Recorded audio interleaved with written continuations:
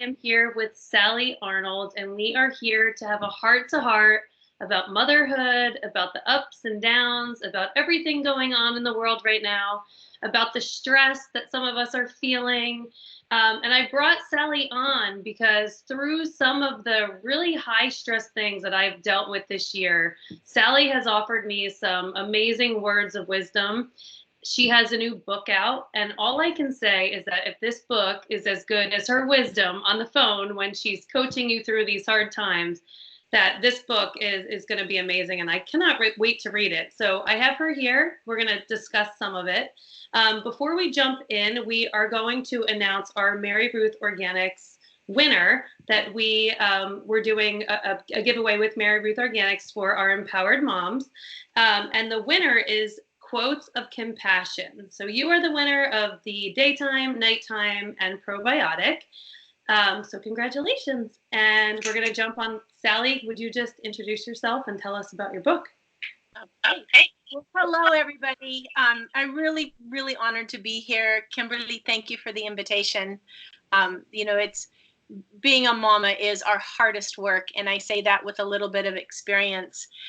So I want to kind of introduce myself and share with you why I'm here and why I'm so passionate about this work. My background is as a nurse. I have a master's in psychology. I'm a mindfulness educator. I've been traveling and speaking on mindfulness internationally for the last probably 8 years. I've taught to thousands of children in schools, and my heart and soul are with parents. I think that parenting is our most sacred work. Our children are our most spiritual teachers, and parenting is not for sissies. And it might seem kind of silly to be talking about parenting and mindfulness, because if you've been a parent more than a week, the thought of being mindfulness might feel a little overwhelming. So what I want to do is introduce the book that's coming out and just remind you that we all have 1,440 minutes a day, and we don't need to be adding one more new thing. But if we can do a few things with a little more ease, it's going to change the course of our day. So thank you for having me, and I'll just hold this up. The new book is called Paint a Double Rainbow. It's 40 mindfulness activities for kids and their grown-ups to feel calm, focused, and happy. I love that, Sally. So tell me, is the book more geared towards kids or moms, or does it just kind of collaborate everything together, things that we can do with our children? There you go. When I work with parents, I teach a course called The Awakened Parent, and it's mindfulness and presence for parenting. And the parents say, I don't know where to start, or I'm too tired to come up with ideas. It's like one more thing to do. So my intention in writing this book is to give parents kind of like a little manual, but a fun way. And it's geared for children about ages 4 to 8. And the languaging for the older kids, it's so that 7 and 8-year-olds can actually read the activities with the parents. So the intention is to be interactive. And I've had parents that are really excited, and I've had kids that are really excited. So I think it really is for both. Amazing. Amazing. All right. So tell us what's in it and what it's all about. Okay. So I'm so excited, you guys, and just so honored to be here. So mindfulness, I want to share with you because for some people, we're not really sure what is mindfulness. And so I want to give you just a tiny moment of the history, because sometimes we have misunderstandings. And so when I talk about something being neuroscience based, it's how our brain works. So we all have a brain. So this is applicable for everyone. And when we understand small things we can do, it can make a big difference. When we look at the research of mindfulness, it goes back into the 70s with Jon Kabat-Zinn. And he taught them mindful-based stress reduction. And then in the world of psychology, mindful-based cognitive therapy. And most of you have heard about companies such as maybe Apple, Yahoo, Google, Pixar, Aetna. They all promote mindfulness in the work environment, not because it's the latest, greatest fad, but because we understand that the research says this changes our brain, this changes our system, and we can make a difference and have a more peaceful life. And so my passion is giving these tools to parents, because as a parent, I think I forgot to mention that, I'm a mom too. I was going to say, you need to tell everyone you have 4 kids and grandchildren, Sally. Yeah, so we have 4 kids. We have a well-spaced family. My kids are 32 to 16, and we adopted half our kids through the foster care system. So, I understand, raising kids that come from difficult places as well. In one of our bedrooms in our home, it has bunk beds built 3 high. So we've always been you need a bed, come on home. So we've raised our 4, we've adopted half of them, and we have had a lot of kids in our home. And sometimes all they need is a kitchen table and a safe place to share their story. Love it. I love So, it. Beautiful. And that's why you're doing this work. That is why it's sacred. yeah. And working in the schools with the kids, what I want to do is give you mamas some tools so that when you click off tonight, you're going to have a couple tools in your pocket that you can use right away, that you can understand why they work. And if they don't feel right to you, it doesn't matter. Just pick and choose, kind of like picking wildflowers. But I think that the world is wobbly. I Mm-hmm. think the world is very wobbly right now. And not only are we affected, but as parents, we're a surrogate nervous system to our kids, right? They Oh, yeah. co-regulate with us. Yeah. So an example of that is, let's say you're having a very bad, horrible, no good day, and you get up in the morning and you drop your phone in the toilet and the dog runs away and you're missing your shoe and the homework got eaten by something that wasn't the dog. And, by the time you get into the car and your shoulders are in your ears and your blood pressure's up and, sometimes, we start, like for me, I have my mother come out of my mouth sometimes. I think we call that yelling. Um, our kids are activated through us, right? And so we don't have to say anything to them. They're feeling it. And then they get to push buttons we didn't know they had. So, it just gets bigger and bigger. And so for us to give our kids support right now in this wobbly world, we need to support ourselves because we can't give what we don't have. So tonight I'm going to give you 3 activities that are in the book. And everything in the book is family friendly, but it's all brain science based. So let's start with the simplest activity is called Take 3. And Take 3 is so simple, but it's one of the most powerful things you'll ever do. And it's just about taking 3 mindful breaths. Let's do that together. We're going to do it in through our nose, out through our mouth, okay? So let's just all pause and just take 3 mindful breaths.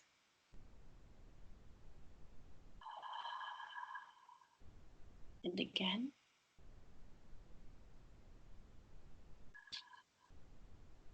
Now this time, really let your shoulders drop.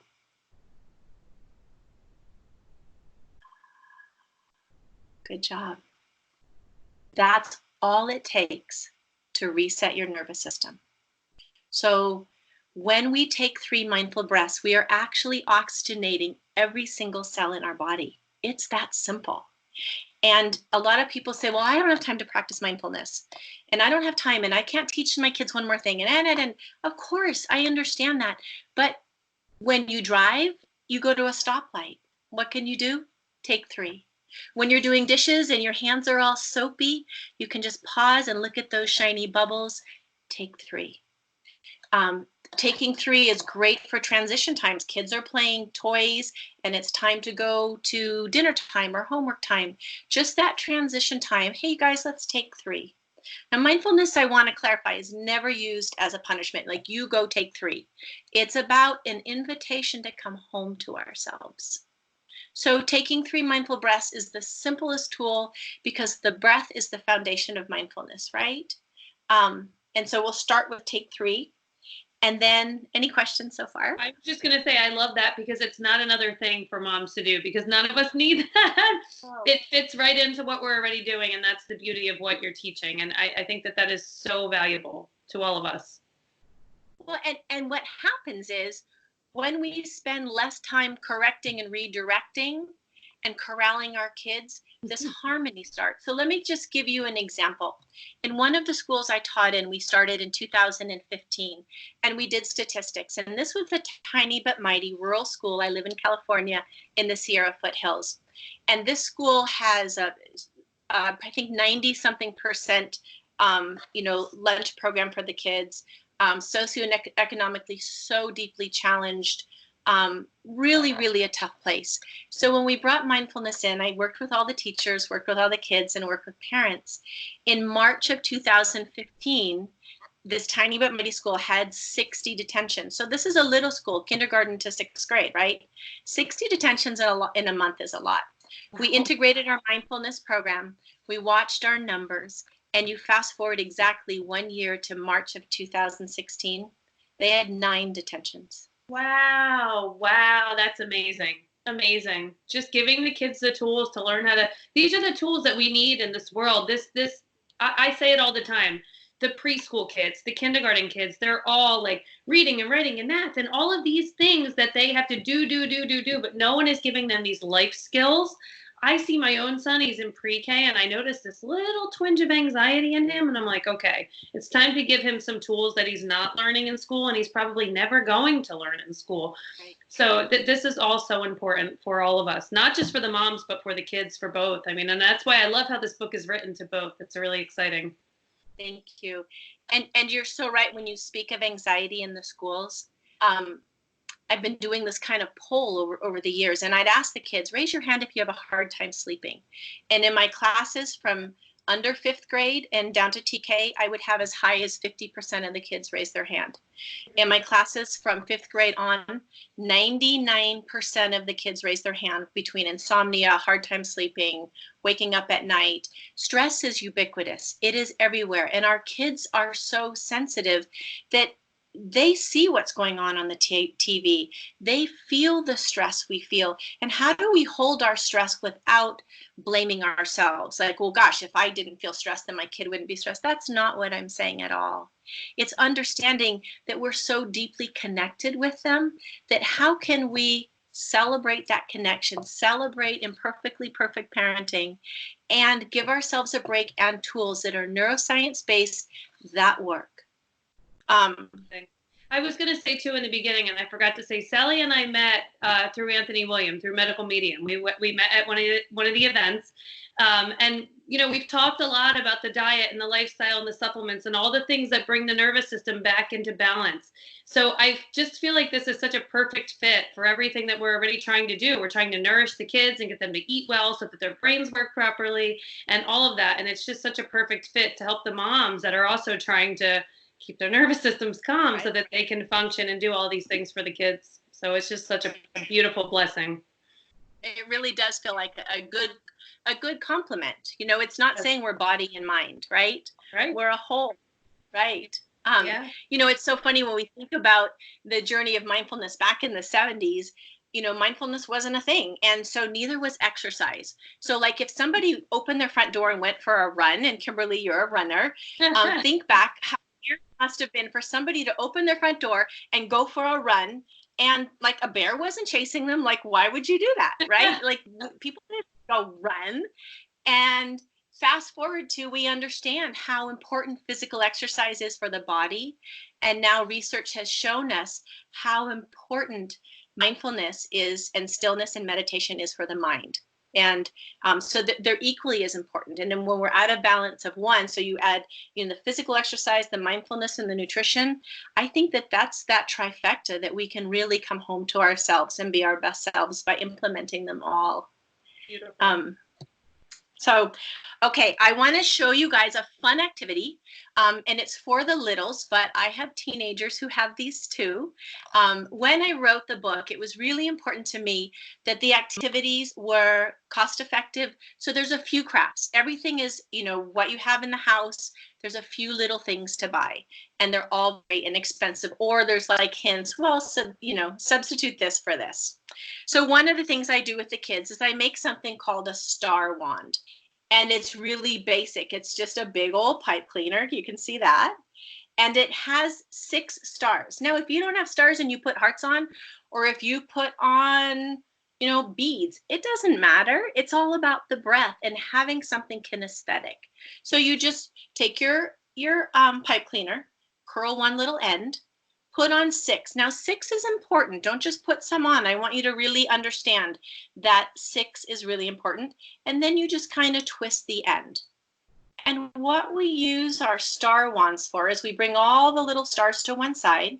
Now remember when we started and we talked about take 3, and we talked about taking 3 mindful breaths, we oxygenate every cell in our body. Well, this is another tool to take 3. So with our wands, and I want you guys to do this with me. We're going to breathe in and then we're going to breathe out. Are you ready? So Yeah. in, out, in, out, in, out, right? You've just reset your nervous system. I cannot wait to do that for my son. He will love that. 5 years old. That's like the perfect. Perfect. Yes. So perfect. And here's what the kids tell me. You know, like I said, I've had the privilege of working with thousands of kids. And this book isn't really mine. It's me and the kids. I just was the writer, right? Everything in it is tried and true. And it's what we know that really works. What the kids say about the Star Wand, and it's so simple. They keep them in their bedroom. They'll tell me, I keep my Star Wand under my pillow. When I'm scared, I can do it in the dark. And I can do my breathing. And when I'm scared at night or I can't sleep, I can do my breathing. It gives them something kinesthetic. It's something that's soothing. It's something. I had a child whose parents, there was some domestic violence, and she was whispering that when the bad things were happening, she'd get out her Star Wand and do her breathing. And as hard as that scenario is, this is empowerment. This is giving our children a way to regulate their nervous system with their breath. It's also a fun thing at tuck-in time. You know, you have your story and then you take your breaths. Or you wake up in the morning and you think 3 good things. You know, kids just love it, and they'll come up with so many creative ways to use a Star Wand.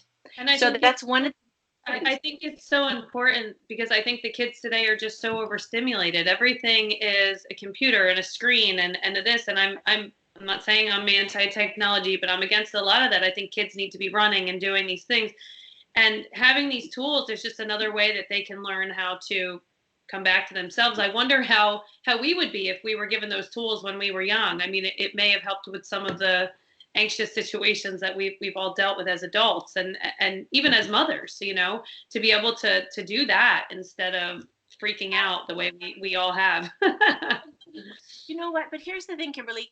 When we know better, we do better. Exactly. So there's no judgment in mind. Yep. Zero room for judgment. Yep. And so I just want to tell you, I don't know if you guys can see this, but there's really sweet pictures in here.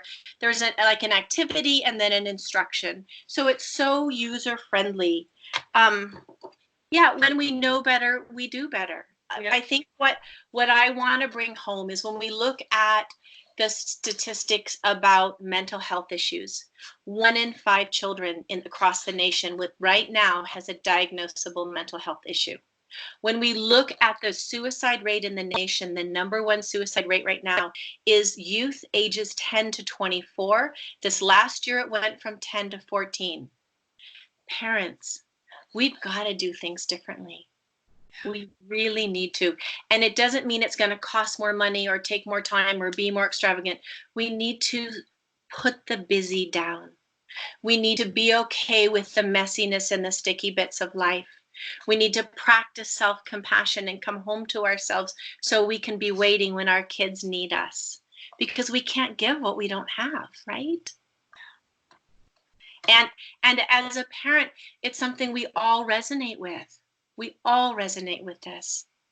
I want to tell you another activity, and I wasn't allowed to really put in why I put it in, but I'm going to tell you guys the truth.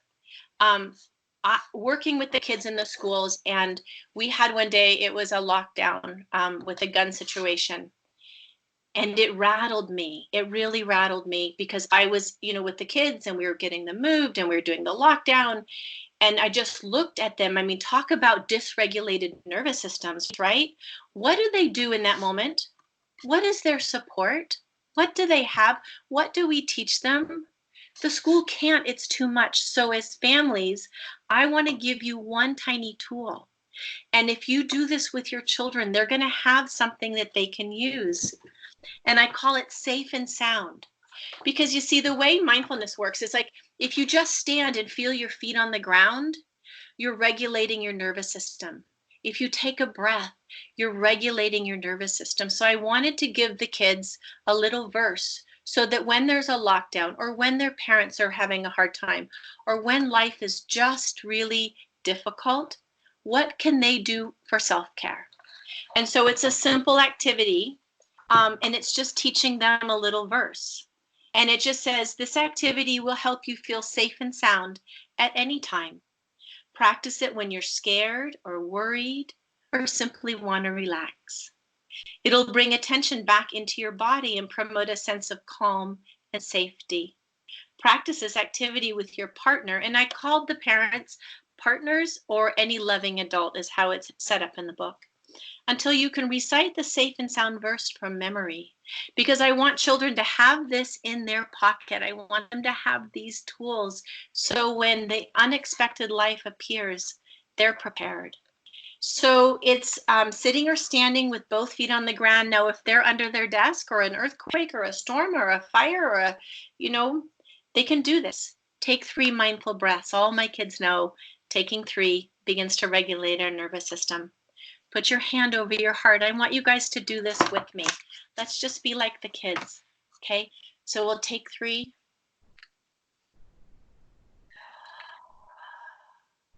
Feel the warmth of your hand over your heart.